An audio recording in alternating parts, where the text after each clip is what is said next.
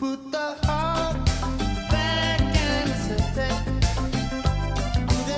If anyone needed reminding that Glasgow's miles better, this event must represent yet another milestone in the renaissance of this great city.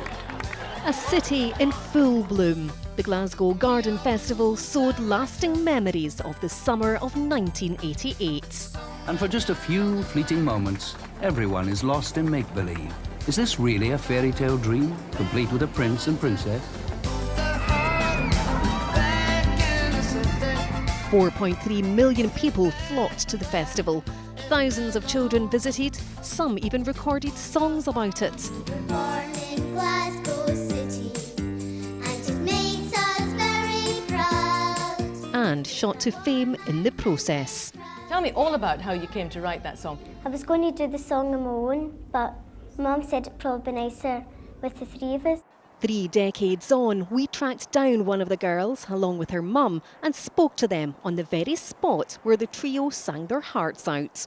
The girls would just kind of stand like this, and I was like, kind of move it a wee bit, and that's how she'd be in the background going, I did, that's true. So, yeah, that was the dance. Great movers. Yeah, I can remember Eamon Holmes saying, no, you're a very good dancer. So where did you learn the moves? My mum. My mum.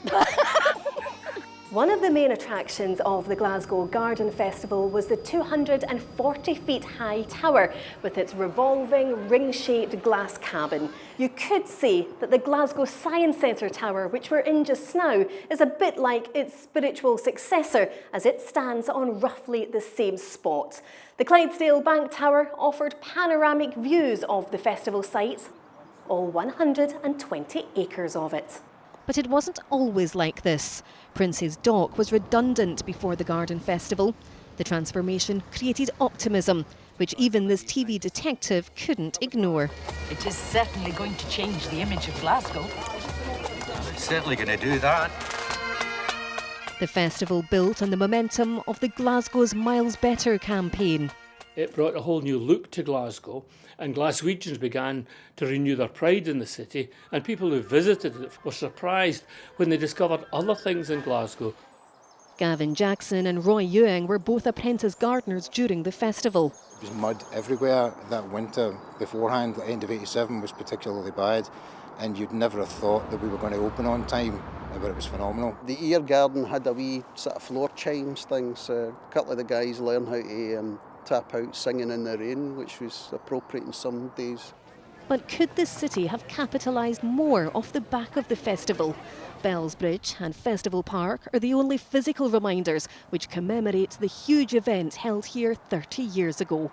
The Clydesdale Bank Tower has a new home in Wales, while other attractions, such as these, relocated to Cumbernauld. If Glaswegians had the choice, they would have kept it.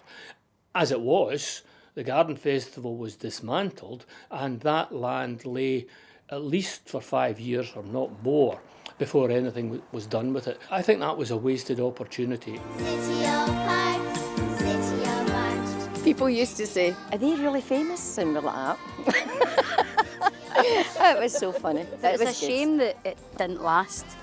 It's just a memory now, eh? I know. And what a memory it is for Glasgow. A magical summer which transformed the city's riverside and hopes. Kellyanne Woodland, STV News, Glasgow.